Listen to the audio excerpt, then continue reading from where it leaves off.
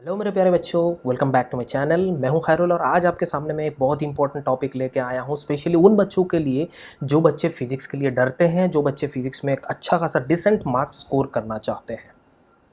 तो यहाँ पे मैं आपको बताने वाला हूँ most repeated questions in physics. Physics में कौन कौन सा चैप्टर ऐसा है, कौन कौन सा टॉपिक ऐसा है, उस टॉपिक से 100% नीट में क्वेश्चन पूछा जाता है। हमारा जो टारगेट होगा वो नीट 2021 टारगेट है, उसको लेके मैं यहाँ पे जा रहा हूँ। बच्चों एंड तक इस वीडियो को देखिएगा, हर एक स्लाइड में आपको पता चलेगा कि कौन कौन सा पार्ट से आपको क्वेश्चन हमेशा पूछा जा रहा है। मैं 16 PYQs को यहाँ पे एनालाइज किया और आपके सामने मैं पेश करने वाला हूँ। और मैं एनालाइज किया 2008 से 2020 तक का पेपर को, है ना। यहाँ पे आप देख सकते हो 15 में, 16 में, 19 में दो बार एग्जाम हुआ था। री एग्जाम जो है उसको भी मैंने यहाँ पे इंक्लूड किया और इस एनालिसिस को आपके सामने पेश करने वाला हूँ। एंड तक इस वीडियो को देखिएगा तो आपको पता चल जाएगा एक्चुअली कौन कौन सा टॉपिक से क्वेश्चन पूछा जाता है। तो चलिए शुरू करते हैं।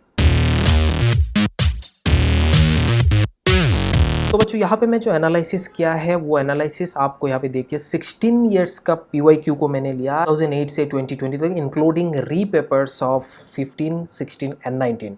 तो ये पेपर्स को मैंने इंक्लूड किया और यहाँ पे मैंने आपको एनालाइज करके बताने वाला हूँ कौन कौन सा टॉपिक से क्वेश्चन पूछा जाता है। हम लोग वैसे जानते हैं मोटे तौर पर modern physics, semiconductor, thermal physics, optics, ये सारा इंपॉर्टेंट है। बट इनमें से कौन कौन सा पार्ट या उसमें इससे बाहर कौन कौन सा पार्ट से आपको क्वेश्चन बार बार पूछा जाता है। आप इन दिनों में ज़्यादा दिन बचा भी नहीं है, इन दिनों में अगर वही सारे टॉपिक को आप अच्छे से कवर कर लोगे तो आप डिसेंट मार्क्स ले आओगे। तो देखिए चलिए शुरू करते हैं।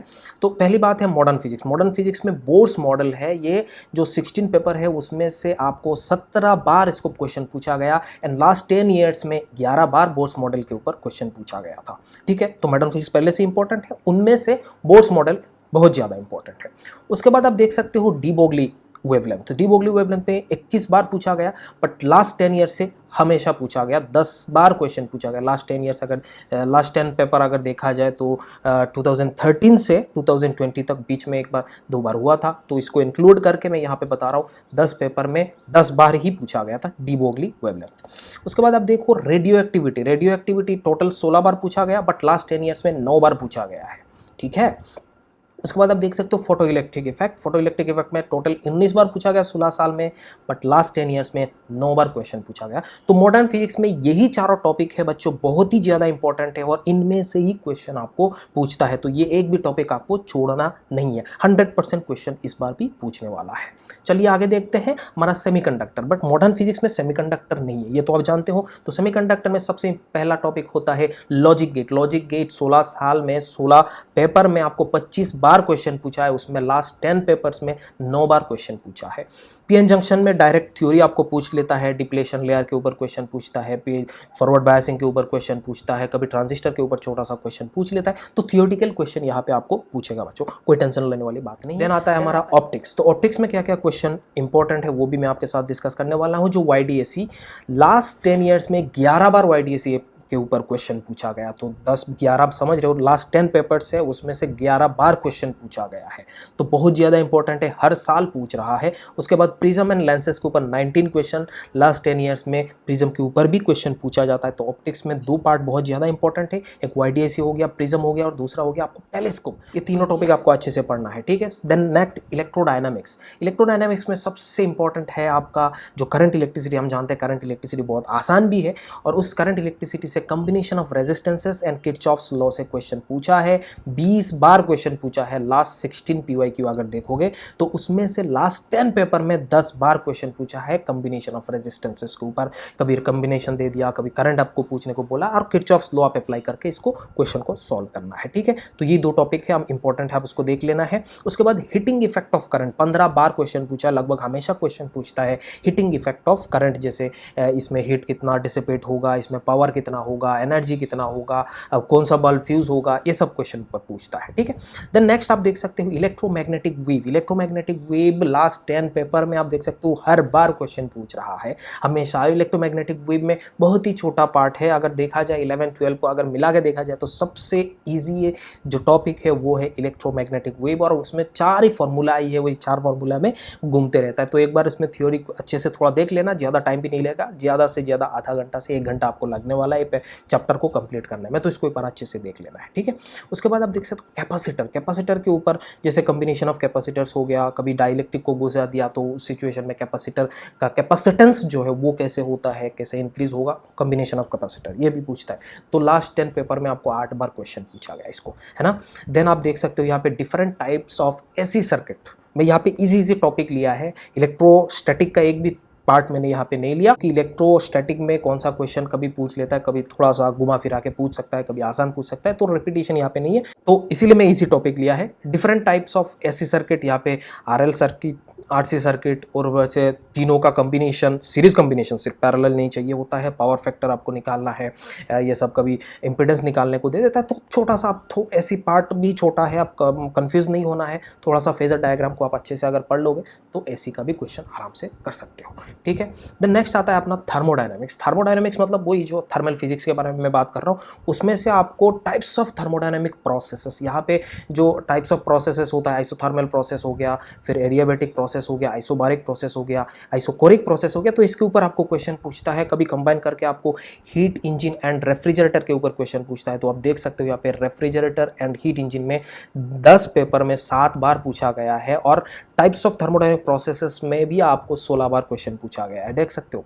अब हो रहा है थर्मल एक्सपेंशन, थर्मल एक्सपेंशन में भी क्वेश्चन पूछता है। ये छोटा सा टॉपिक है, आपको एक्सपेंशन, 3 टाइप का एक्सपेंशन, उसको अच्छे से देखना है, उसका फॉर्मूला देखना है, थोड़ा सा कैलकुलेशन आपको आना चाहिए, बस that's all, nothing more than that. आपको इतना कर लोगे तो काम हो जाएगा बच्चों। उसके बाद अदर्स, कुछ अदर्स टॉपिक है, मिसलेनियस टॉपिक से, यहाँ पे कोई अलग मैंने पार्ट नहीं लिया, तो उसमें से आप देख सकते हो सबसे पहला units and dimension. Units and dimension 16 बार पूछा गया, लास्ट 10 पेपर में 10 बार पूछा गया, मतलब आप बोल सकते हो हर साल यूनिट्स एंड डायमेंशन से आपको क्वेश्चन पूछता ही पूछता है। उसके बाद ऑर्गन पाइप, जो वेव में आता है, वेव मोशन पे आता है, जिसको अपन बोलते हैं स्टैंडिंग वेव में, ऑर्गन पाइप के ऊपर क्वेश्चन पूछता है। तो ऑर्गन पाइप का जो क्वेश्चंस है, fundamental frequency, first harmonic, overtone, ये सारे ठीक देखना है। Close organ pipe, open organ pipe के ऊपर क्वेश्चन आपको यहाँ पे पूछता है, ठीक है ना। उसके बाद आप देख सकते हो डॉपलर्स इफेक्ट। डॉपलर्स इफेक्ट आप जानते हो क्या है, तो डॉपलर्स इफेक्ट के ऊपर भी क्वेश्चन पूछा जाता है। कभी ऑब्जर्वर इस तरफ मूव कर रहा है, कभी इससे अवे फ्रॉम दिस सोर्स भाग रहा है, या सोर्स कभी आ रहा है, कभी सामने दीवार है, तो 4 टाइप का ही प्रॉब्लम है यहाँ पे। ये चारों टाइप अगर आप देख लोगे तो डॉपलर्स इफेक्ट 100% काम आ जाएगा। इसमें इंक्लूडिंग बीट्स, बीट्स भी आपको कभी पूछता है, तो बीट्स भी बहुत ही छोटा टॉपिक है, बीट्स का क्वेश्चन भी आराम से आप कर सकते हो बच्चों, इसमें कोई प्रॉब्लम नहीं है। द नेक्स्ट आता है फ्रिक्शन। फ्रिक्शन भी आपको 10 पेपर में 7 बार क्वेश्चन पूछा गया। फ्रिक्शन में एनएलएम का जो पार्ट है, सबसे इंपॉर्टेंट पार्ट हो गया आपका फ्रिक्शन। फ्रिक्शन से हमेशा क्वेश्चन पूछा जा रहा है, आप यहाँ पे देख सकते हो लगभग 70% क्वेश्चंस में पूछा गया है ना। उसके बाद अब एरर्स के ऊपर क्वेश्चन पूछता है, कभी रिलेटिव एरर, आजकल तो एरर्स के ऊपर ज़्यादा क्वेश्चन पूछा जा रहा है, तो एरर को भी आप देख सकते हो, यूनिट्स एंड डायमेंशन का ही पार्ट है, तो उस एरर वाले पार्ट को भी आपको थोड़ा सा फोकस करना जरूरी है बच्चों, ठीक है। देन सरफेस टेंशन, मैं फ्लूइड मैकेनिक्स पढ़ने के लिए नहीं बोल रहा हूँ, मैं सरफेस टेंशन पढ़ने के लिए बोल रहा हूँ। सरफेस टेंशन आपको कभी बबल्स का पूछना है, ये कभी ये ड्रॉप का पूछना है, तो ये सारे चीज़ आपको पूछता है। कभी सरफेस टेंशन कितना होगा, सरफेस एनर्जी कितना होगा, ये सारे छोटा छोटा चीज़ें हैं, ज़्यादा बड़ा भी नहीं है। कैपिलरी राइज के ऊपर भी थोड़ा सा क्वेश्चन पूछता है, तो सरफेस टेंशन आपको अच्छे से देख लेना चाहिए। फ्लूइड डायनामिक्स पूरा देखना ही नहीं है, सिर्फ सरफेस टेंशन यहाँ से देखना है बच्चों, ठीक है। Then acceleration due to gravity, जो ग्रेविटी यहाँ पे आप देख सकते हो, डिस्टेंस, डेप्थ, हाइट के variation, gravity, acceleration due to gravity में वो पार्ट देखना है ग्रेविटेशन पार्ट्स में, क्योंकि उसमें ज़्यादा क्वेश्चन पूछा जाता है। उससे ज़्यादा आप पढ़ना चाहते हो तो पढ़ सकते हो, बट ये पार्ट पढ़ के ही जाना है, ठीक है। देन आप देख सकते हो इलास्टिसिटी। इलास्टिसिटी में यहाँ पे आप देख सकते हो हुक्स लॉ, स्ट्रेस स्ट्रेन का कभी इक्वेशन आपको पूछ लेगा, उसमें इलास्टिसिटी में थोड़ा सा छोटा छोटा क्वेश्चंस आपको पूछता है, स्ट्रेस निकाल लो, कभी स्ट्रेन निकाल लो, ये सारे चीज़, कभी बल्क मॉडुलस निकाल लो, ये पार्ट आपको पूछता है बच्चों। इस वीडियो में मैंने पूरा आपको बता दिया कि कौन कौन सा टॉपिक रिपीट होता है नीट में। आप काउंट करके देख सकते हो, 26 टॉपिक मैंने यहाँ पे बताया, लेकिन सब छोटा छोटा टॉपिक है। ये 26 टॉपिक आप क्वेश्चन करके जाओ, आप 20 क्वेश्चन 100% आप करके आ जाओगे। 20 क्वेश्चन मतलब 80 प्लस आपको 100% आएगा। जिन बच्चे डर रहे हैं, अब दूसरा टॉपिक आप पढ़ लो, अगर पढ़ रहे हो तो पढ़ लो, लेकिन ये जो टॉपिक्स मैंने आपको बताया, इसमें थोड़ा सा ज़्यादा फोकस करना है, ताकि आपको 20 से 25 क्वेश्चन आपको 100% करेक्ट हो जाए, ठीक है बच्चों। सो ऑल द बेस्ट बच्चों, मिलते हैं दूसरे वीडियो में। Thank you so much.